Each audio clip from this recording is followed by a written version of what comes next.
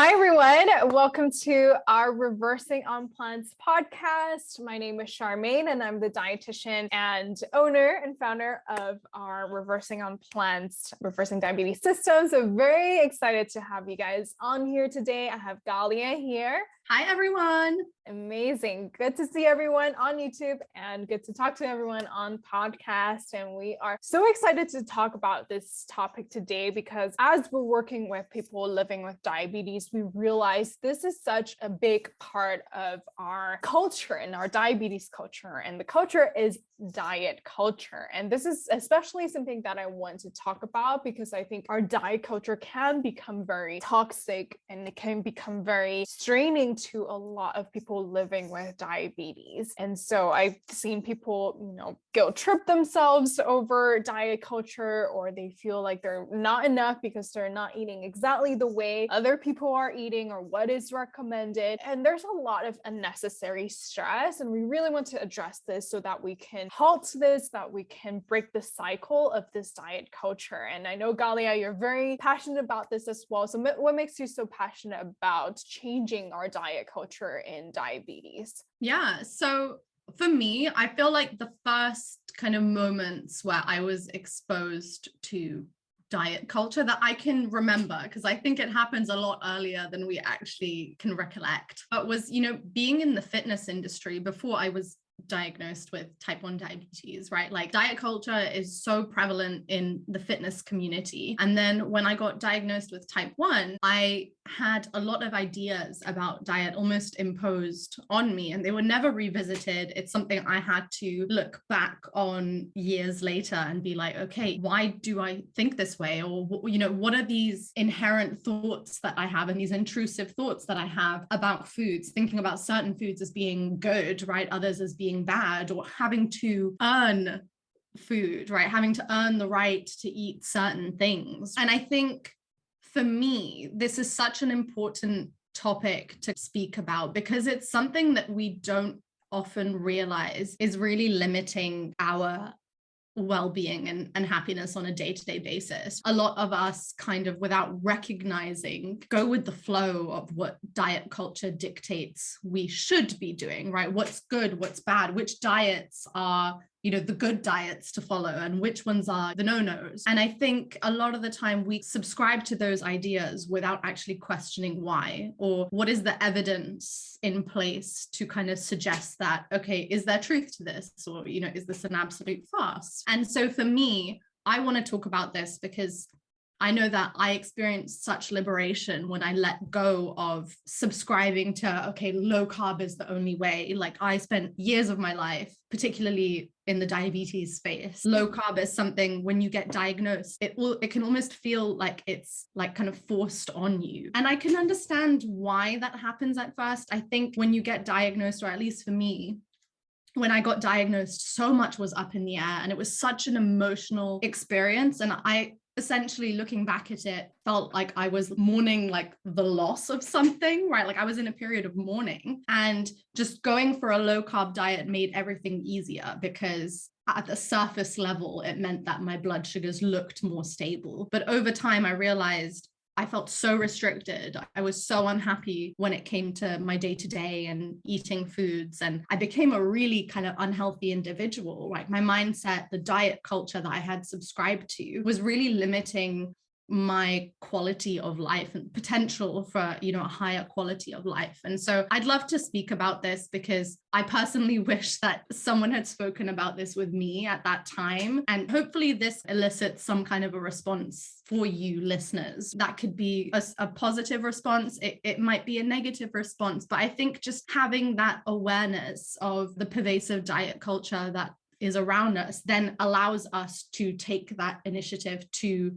choose liberation from those ideals. So yeah, that's kind of where I'm coming from with it. Long story.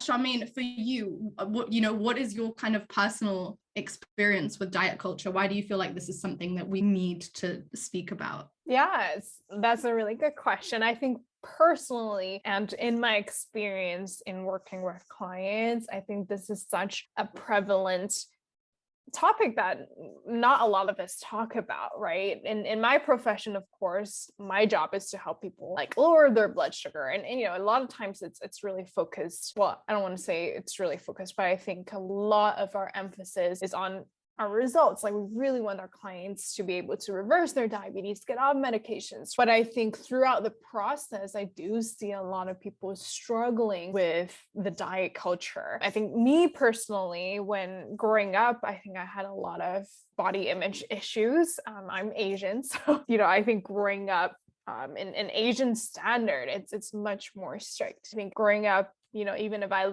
look like this, I'm not skinny enough. I think a lot of times I have these ideals, or I don't know if you know, any of us have experienced that, or some girls want like thigh gaps, or it's just so ridiculous. But, you know, a lot of times we just have these unrealistic image in our head. And what's interesting is that the more I wanted these ideal body image, the further I am away from true health, both mentally and physically. And so I think until I grew up to really learn what it is to be healthy, both mentally and physically, that's when I clicked, you know what, like I don't really have to chase the culture. And naturally, you know, my body just became healthier, and mentally and physically too as well. So that's my own experience. And I feel like within, you know, talking to a lot of clients, I think a lot of times, especially when it comes to diabetes, we have such guilt and shame around food, because a lot of times people know, right, type 2 diabetes is caused by lifestyle factors, and hence I think that comes with a lot of, you know, shame and guilt around the foods I eat. And, you know, a lot of times that comes with labeling, right? What food is good, what food is bad, what foods, you know, if you're eating carbs and that's bad for diabetes. And it saddens me, because a lot of people tell me, yeah, like when I eat tortillas or when I eat, you know, fruits, my family members tell me that I shouldn't eat those things, and, you know, those are bad foods for diabetes, when really it isn't, if you have listened to our podcast. But, you know, I think at the same time, it's just not healthy to label something that's bad or good. And I think even within our method of working with our clients, let's say they want, you know, just a real pizza, let's say they want a hot dog, like we still encourage flexibility, because we really believe that there's really no bad food or good food. I mean, of course, there's a method in helping you improve your insulin sensitivity or reduce your insulin resistance. But we do think that, you know, with our lifestyle, it is good to, you know, be flexible. And it's good to, you know, focus on other things sometimes, and not just on health, or not on just like a report card, how you're doing in your food. So that's why I definitely wanted to talk about this topic. Yeah. And I'm so glad that we're doing this and that we're doing it today. I think it's so important, and it's something that's not spoken about enough. And for those of you who don't know exactly what we mean about diet culture, right? Diet culture is the value that our society places upon being thin, right? Essentially, right? So looking at somebody who is thin without kind of thinking about what their actual internal health might be, and valuing that appearance above all else, right? So irrespective of what you have done to get there, the fact that you are thin is the victory, right? It's something to be praised. And I think about this, and again, this just makes me really, really sad, because a lot of the time, the kind of personal cost that comes to you being thin, or, you know, being a particular body weight, having a particular body composition, right? People don't think about what you've done to get there. And when you receive that praise, right, you feel reaffirmed that what you have done to get there, that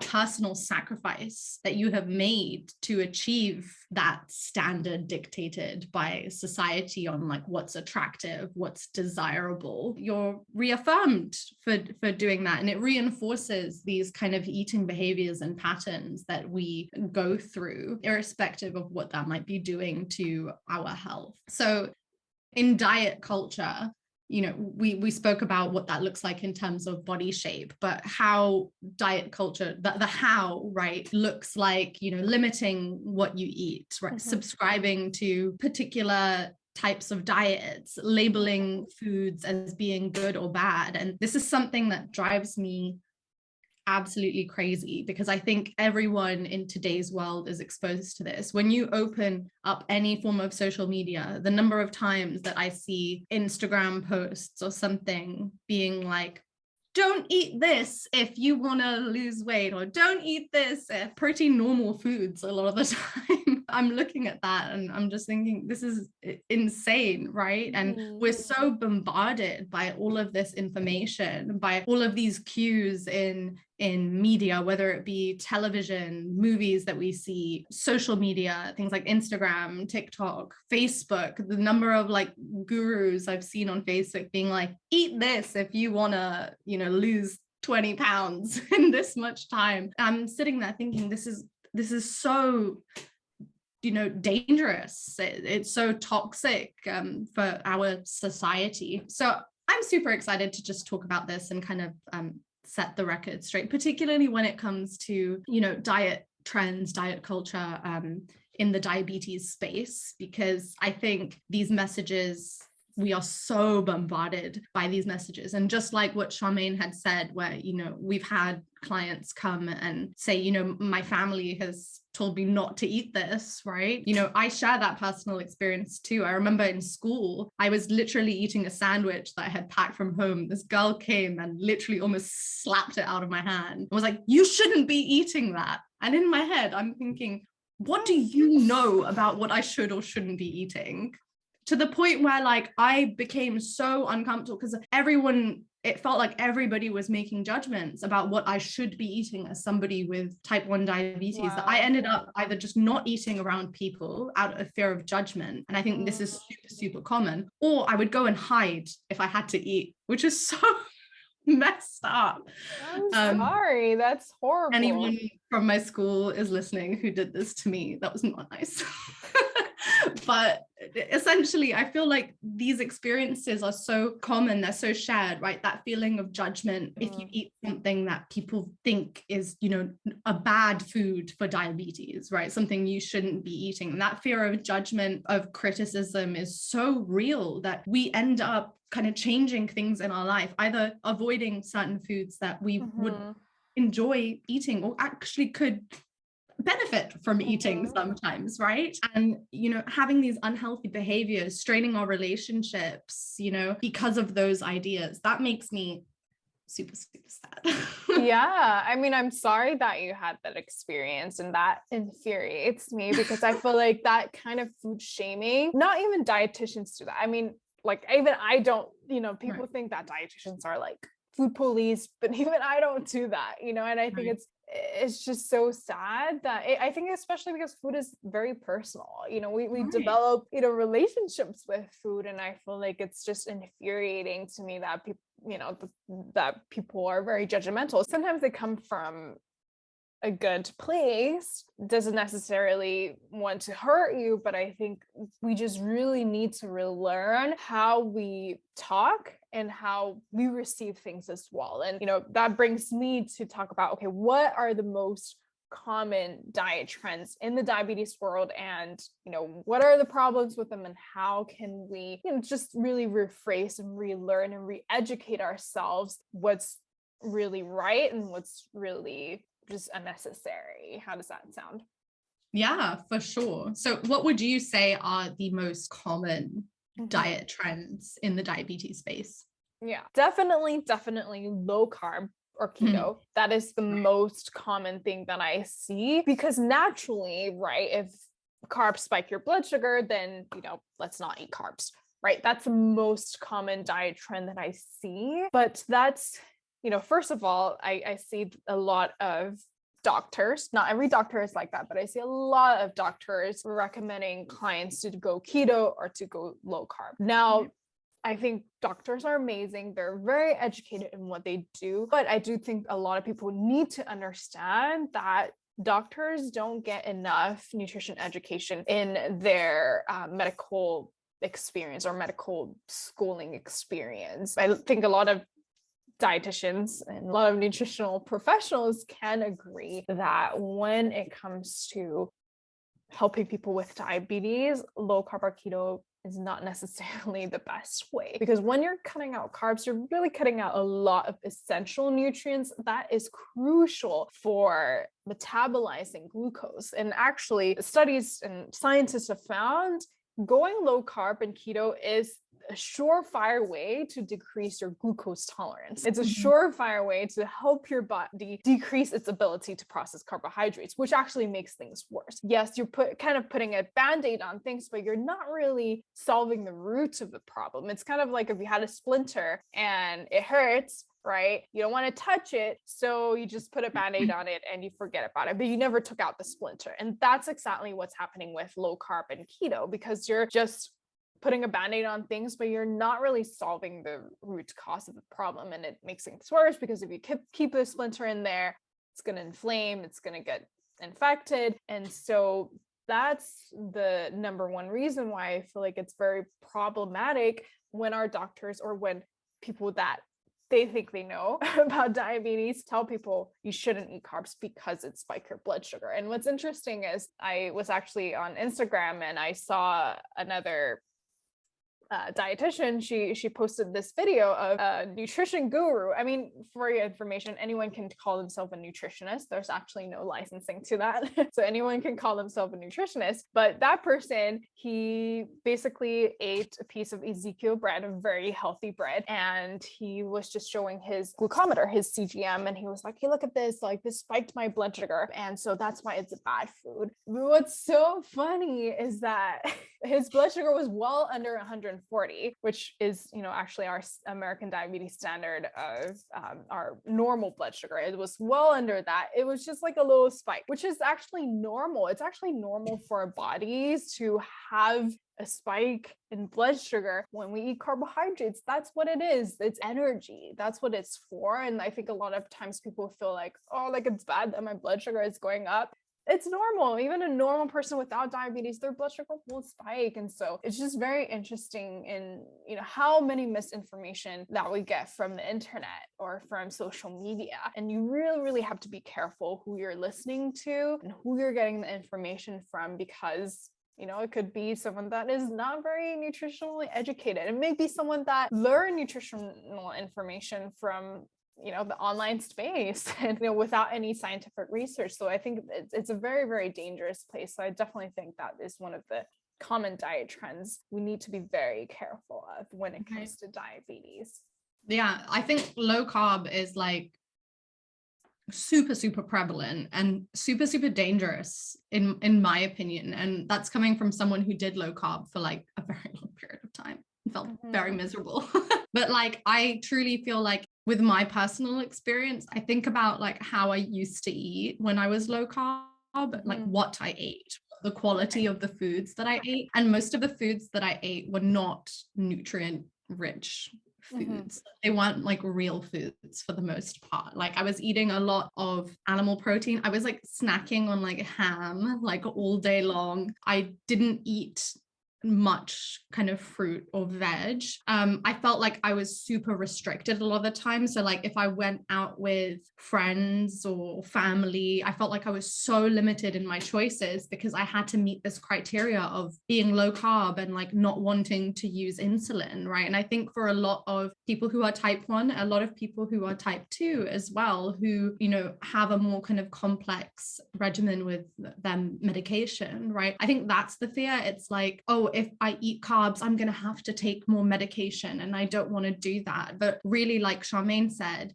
a low carb diet is shown to actually lower your glucose tolerance. It lowers your carbohydrate tolerance. So it actually ends up resulting in, even if you're eating very, very little carbs per day, like, I don't even know, like 50 grams, 40 grams of carbs total across the day, right? You still need quite a bit of medication for that because your body cannot tolerate it, right? So in my experience, right, in moving away from a low carb diet, like I found that the challenges that I had faced previously when I was on a low carb, the challenges that I was avoiding, right, of I don't want to use as much insulin, which is why I did the low carb diet. I ended up using less insulin, being more plant-based, eating more fruit, eating more vegetables, having more freedom in my food.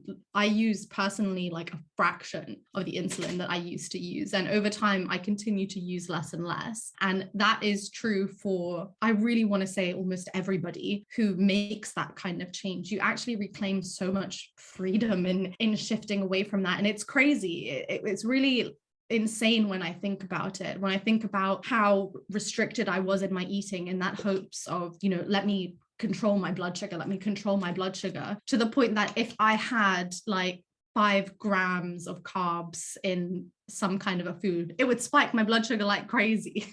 It's just insane, what that kind of does to your carbohydrate tolerance. And it doesn't seem intuitive at all. But if any of you are actually interested in like learning more about that, reading more about that, you can email us and we can send you information on that. I think it's super important to actually see the evidence behind what the low carb diet does to your carbohydrate tolerance, because we're trying that, diet trend, actually trying to stabilize our blood sugar. And it ends up being one of the most dangerous things that threatens our stability and actually increases the variability in your blood sugars over time. Yeah, exactly. And what you're talking about, and blindly focusing on the numbers, doing whatever you can to make sure your numbers are good. That's the main gist of diet culture, right? You're blindly following a trend, or really just making your goal to either lose weight or lose this amount of weight, or to keep your blood sugar at this level, or use as little as insulin as possible, which those are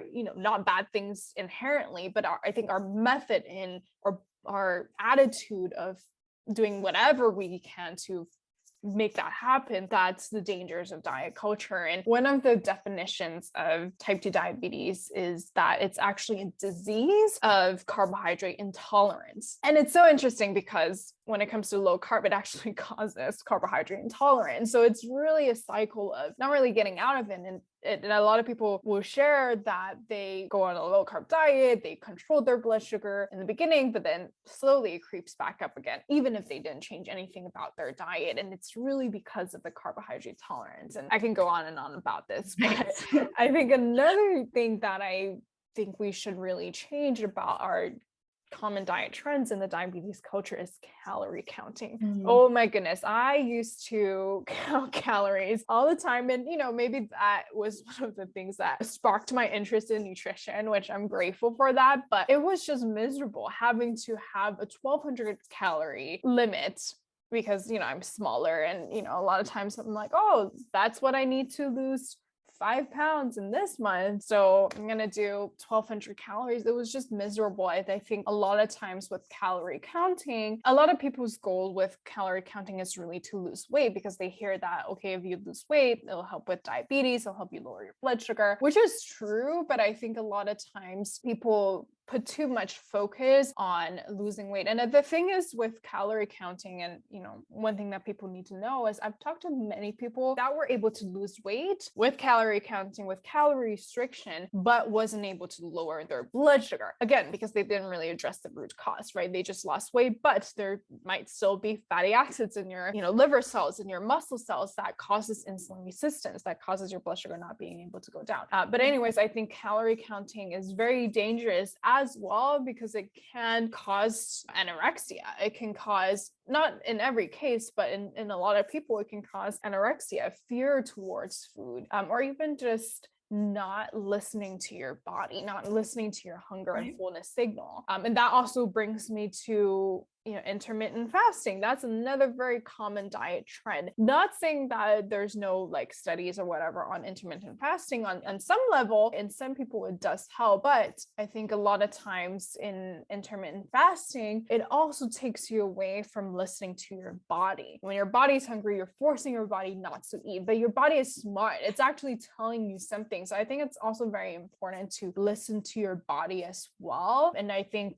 especially when it comes to diabetes, sometimes people are on really strong medications like glipizide, insulin, and it's not the most healthiest to do intermittent fasting. And so I think these are a lot of people, they go through trends without really figuring out, okay, what's the science behind this, right? Or does this really work? And really having the education of what really helps with diabetes. So I do think that these are problematic. Right. I 100% agree. And I think also like asking yourself the question, like, does this genuinely make sense? Like doing your research, right? And then asking yourself, does this make sense for me? Because like Charmaine said, like if you are on medication, doing something like intermittent fasting can actually be dangerous because then it can plunge you into a low blood sugar. So, just doing your research and making sure that whatever it is that you're trying to implement makes sense for you and that it's something that has evidence behind it. I wanted to add, like with calorie counting, like for me, one of the biggest issues I see with calorie counting is it actually creates this growing dissonance between your intuition with your body and what you're seeing on whichever app you're kind of tracking. Right. So it's oftentimes calorie counting at the end of the day, weight loss is essentially a formula, right? It's calories in versus calories out. It's how much your body expends in a day versus how much you're putting in. And so calorie counting, yes, it is an effective tool to lose weight. But when you are so dependent on tracking everything and counting everything to lose weight, what happens when you stop counting? You haven't learned how to actually intuitively balance your day out with what you're eating. And so most people, what I've seen with people in the program, people who've come to us and they've said, yeah, I've tried it. And when I stopped, I put the weight back on. And I've seen that as well in the fitness community because calorie counting, huge in the fitness community. But people have no freedom when it comes to their food because if I've gone the whole day eating, right, and then it's dinner time, I have 350 calories left and I want to go out with my friends, what am I going to eat at a restaurant that has 350 calories? A side salad, right? Like, what am I going to be able to eat, right? So you end up living this really restricted kind of life. It doesn't have room for flexibility because you can only fit what you have in those numbers. And yes, if you know ahead of time, you can make the argument that, yes, I will work that in. But is that the kind of life that you want to live long-term? Is that your long-term solution, your long-term strategy? That's my kind of question to everyone, because what I wanted for myself and what I want for everyone is freedom when it comes to food, right? And that really kind of starts with up here in your mind, right? And so when the kind of pretense for whatever we're going to do is something that is ultra restrictive and has all of these rules, it doesn't lend itself to you having a high quality of life and good overall well-being, because health is multifaceted, right? It's not just what we choose to eat. It's, what's going on internally in our body. It's what's going on in our minds. And this is so influenced by these diet trends in diet culture. And I think a lot of the time we don't realize how much it influences us until it's like, okay, it's already kind of messed me up a bit, right? Like I'm already impacted by this. And then you get to a point where you're like, I want to move away from this now. This didn't work for me. It's actually just left me in a worse position than I was to begin with. Yeah, absolutely. And another thing that I wanted to add about calorie counting is, I don't know about you guys, but I've heard people say a lot, oh, a calorie is a calorie. And, you can, eat one piece of candy and, that can count into your calorie. And I feel like, yes, it's good to be inclusive and flexible, but at the same time, not every calorie is a calorie. I think a lot of times you want to be satiated, right? You want to have fiber. Fiber helps with blood sugar balance. You want to have protein. You want to have carbohydrates. You want to have whole grains. And I think all of these do play in a factor. And I think a lot of people don't realize, yes, calorie is inherently a calorie, but each food has so much to offer. And I think we're just so focused on the number, essentially. And again, that goes back to what a diet culture really is. It's blindly following a number, blindly trying to achieve a result no matter what you do. So I completely agree. And I think a lot of times we need to filter, right? If we're getting so much information from social media, we need to put a filter in our mind and be able to filter, okay, well, is this really right? Really practice that critical thinking into, deciphering what's right and what's what's bad, better, and best, right? 100%. I wanted to add, just as you said that, as I'm almost like, I'm trying to hold in my laughter as we talk about this, because I'm literally remembering, like, with the world of calorie counting, there's this concept. I think it's more common like in fitness, but it's called if it fits your macros, right? Macros, yeah. So it's this idea of like, you can eat whatever you want as long as it fits your kind of macronutrient breakdown. So this is the number of calories I'm going to eat. I'm going to get 40% of them from, protein. I'm going to get 20% from fat. And then I can't do maths, 40% from carbohydrates, right? And I know so many people that have lived their lives like that in, kind of fitness spaces, kind of social media spaces. And I think about a lot of the things they eat. And it's this idea of, oh, it's okay if it fits my macros. But it's, what you're saying, you actually have to think about what it is that you're eating, and not all calories are created equal, right? Micronutrients are important, right? Vitamins, minerals are important. That's what really kind of our bodies operate on at a cellular level. It's not just calories, right? And so I think about that. I think about people I kind of grew up with in the fitness space who are like, yeah, I can eat 10 donuts because it fits my macros.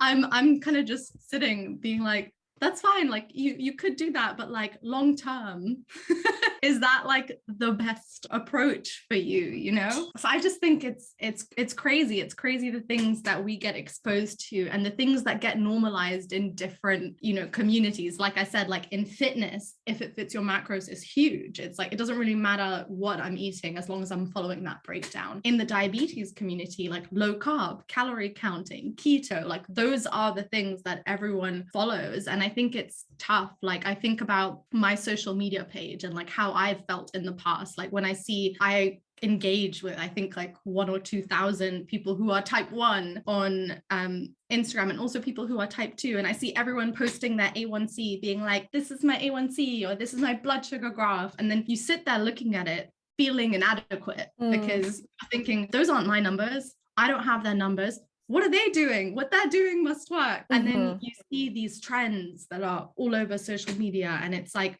salad TikTok, and make this salad and it's gonna fix whatever's going on with you. And I just think about that. I'm like, it's so tough. Like we're so bombarded by all of this information, and it's just lending us to feel like we're not doing enough. We're not good enough. We have to subscribe to these ideas if we want to get X results, right? And I think it's just super, super overwhelming. And it just lends to you constantly feeling like you're inadequate, like you're not enough, you don't try enough, you're not trying hard enough, right? And we hear this all the time with people, that's the kind of way that they're operating, right? It's any little thing that they do, oh, I ruined it, I ruined everything, I ruined my progress. And that comes from this really extreme diet culture. It comes from these backgrounds where we've spent years tracking every little thing that we've eaten, trying to be in a caloric deficit to lose weight. It comes from this place where we haven't felt like we have the permission to eat carbs. So then when we do eat a carbohydrate, there's this horrible sense of guilt, right? And we feel like we messed up and that we've ruined everything. And it's just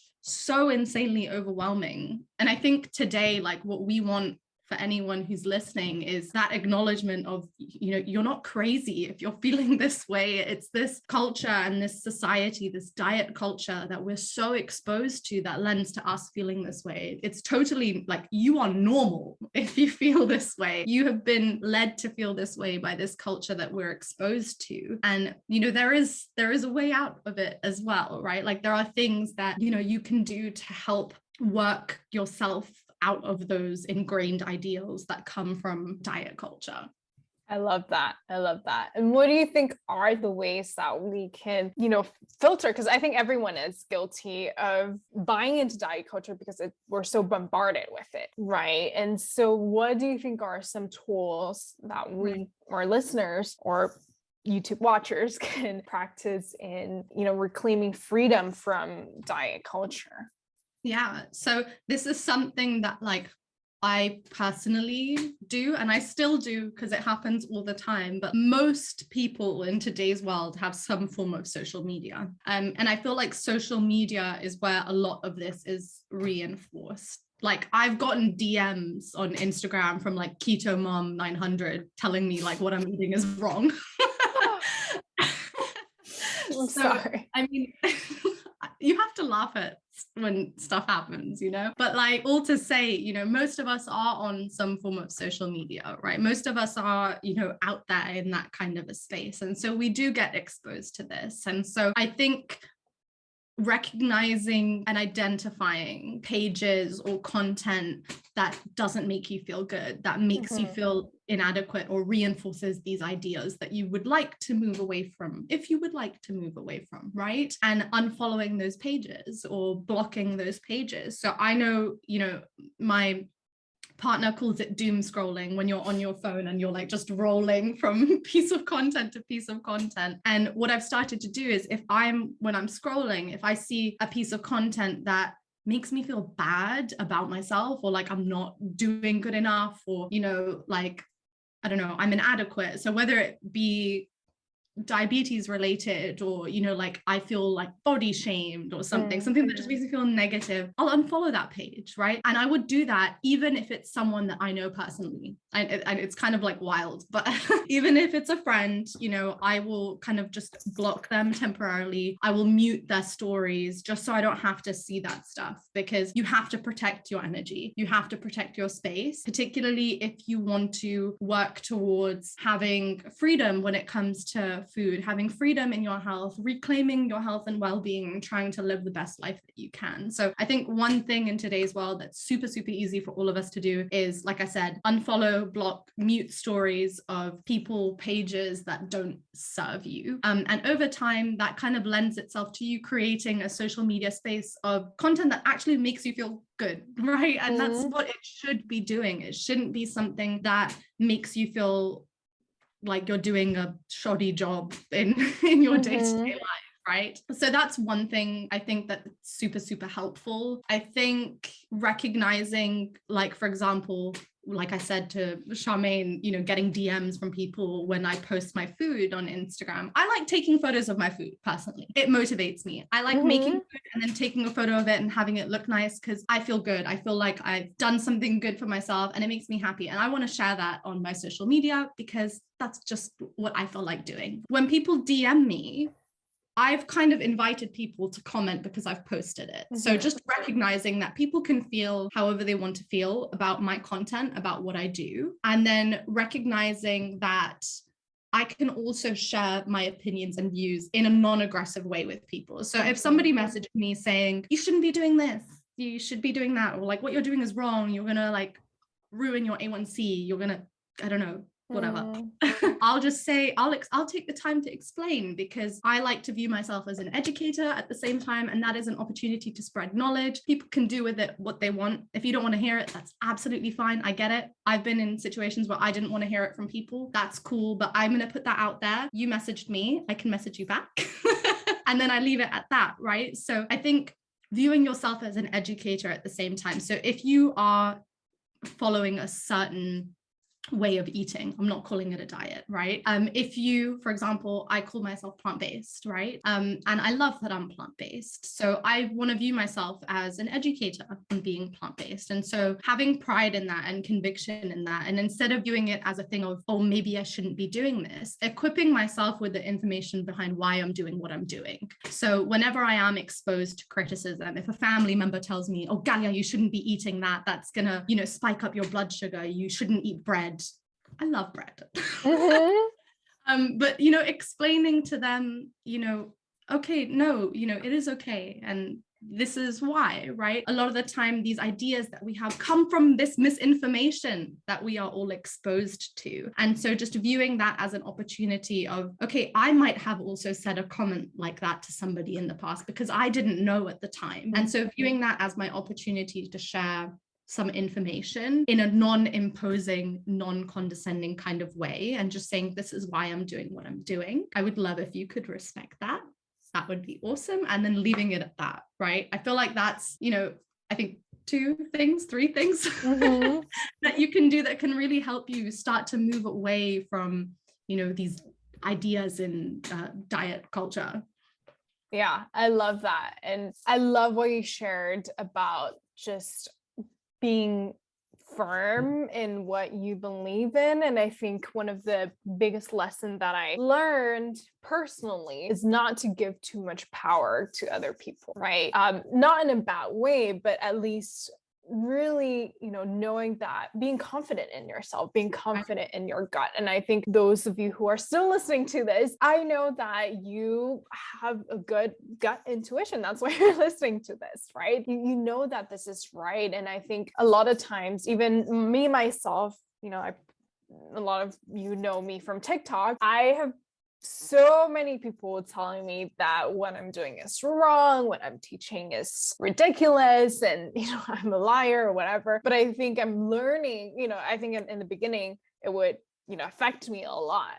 I would think like because of what they said, I would start to question myself. Is this right? Am I really a liar? Am I really wrong? But I think as I've done this for a while now, and I feel like I'm learning to not give them power, to not give those people power. And I love what you shared, and I love how you can treat people with grace and still be firm in your stance. And I think that's really amazing. And I think another thing too is being graceful to yourself. And I know that a lot of times when I post about testimonials, it could be someone going from like 14 to a 6 A1C, or someone getting like 80, 90, waking fasting blood sugars. But I also want people to know that I post about people that have lowered their A1C from 6.8 to 6.1, but they actually lowered their insulin dosage, right? I think those are also victories too. And I think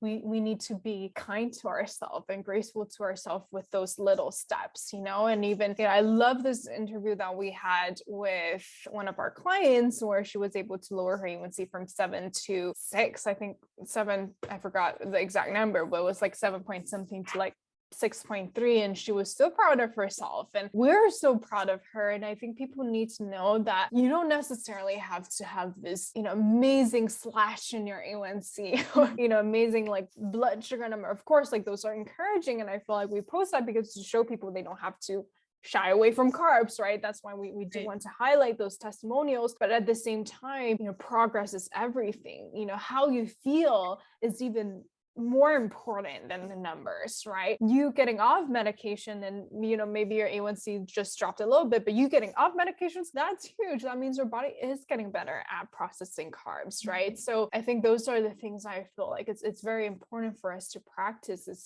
to be firm, not to give people too much power, and also being kind and graceful to yourself. Right. I think that's so important. And I think it's something that most people struggle with, because what everyone likes to put out is those numbers. So like, I lost 20 pounds in this amount of time, or, I lowered my A1C from X to Y. And yes, those are, those numbers look great, but this is what we spoke about earlier, right? Like diet culture focuses on the numbers, not the how you got there and how you're feeling. And those two questions are the most important questions to ask yourself in terms of the longevity of the data, right? Like what you achieved in the numbers, but also the longevity in terms of what you're doing and how you feel, right? Because I've mentioned this before, but I know that the lowest I ever had my A1C was essentially when I was starving myself. And how long could I have done that for? And I think this is true for a lot of people, right? They will do crazy things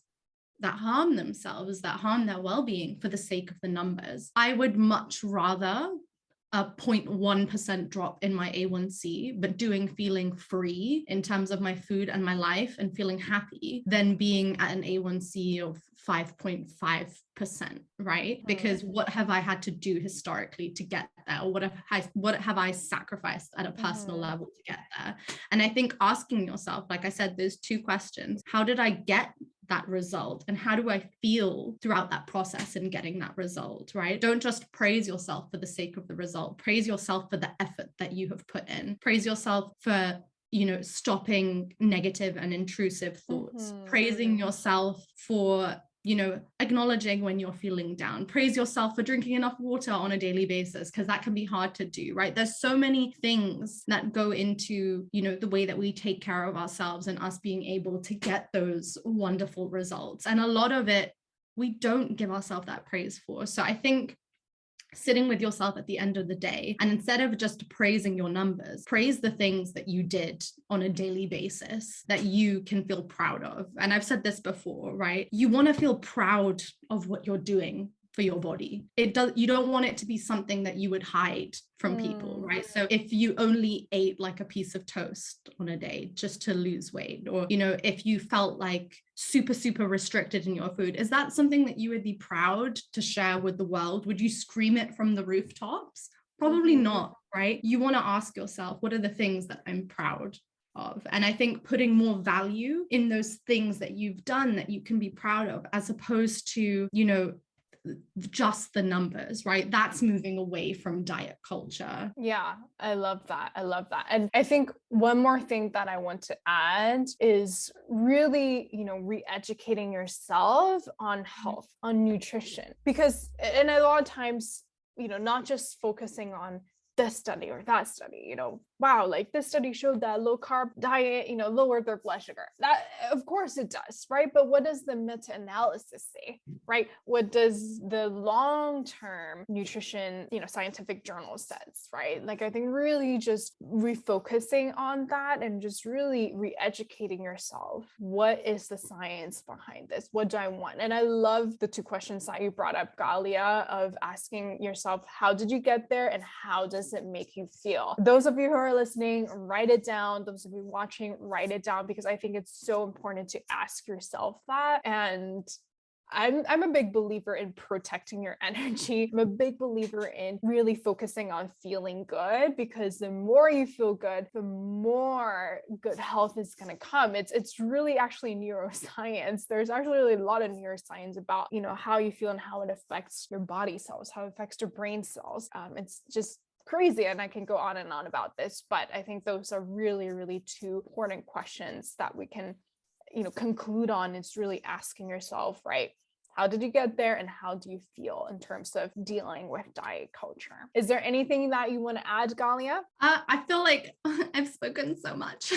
No, I feel like, this has been a really great episode, and I hope you guys can tell that this is something that we're super passionate about. And I think I just want for everyone to have that freedom, when it comes to the way that they view food, the way that they treat themselves. I know it can be something, I don't think we recognize a lot of the time how much that limits us in those moments when we've subscribed those, whatever, diet culture is dictating. I feel like trends change every 2 seconds. But it feels super limiting. And so if you are listening to this, I just want to encourage you to have a think about, is that something that you truly believe in? How does that make you feel, like we said? And then, if it's not something that's serving you, do whatever you need to do to move away from that. You don't have to subscribe to any of those kind of trends, right? I want you to find your freedom when it comes to your well-being and to really feel in control. I think that's something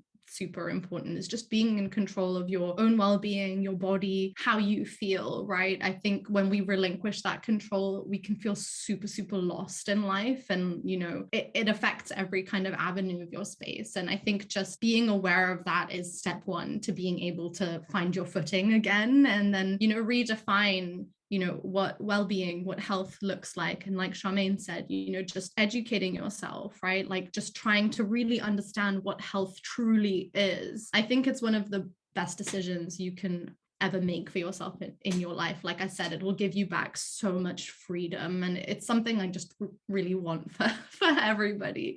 So yeah, I feel like that's kind of what I want to end with. Is there anything else you want to add, Charmaine? Well, I just want to say that you're amazing, and I'm sure our listeners agree to that. And it's just really cool just to see how you're able to use your past experience and just your pain and to really turn it around and to share with other people that you don't have to live like that. You don't have to go through the pain that I did. And so I think that's super powerful. I think you're a trailblazer. I think you're amazing. I'm super lucky to have you on my team. For those of you who don't know us, that this is literally how we talk. Like I always tell Galia how amazing she is, because she is just fantastic. And I feel so lucky to have her on my team. And if you guys want to learn more about what we do, how we help people reverse their type 2 diabetes and insulin resistance and get off medications, lower their A1C, make sure you go to our free training. The link is in the show notes, and we can't wait to see you there. Have a great day, everyone, and we'll talk to you soon.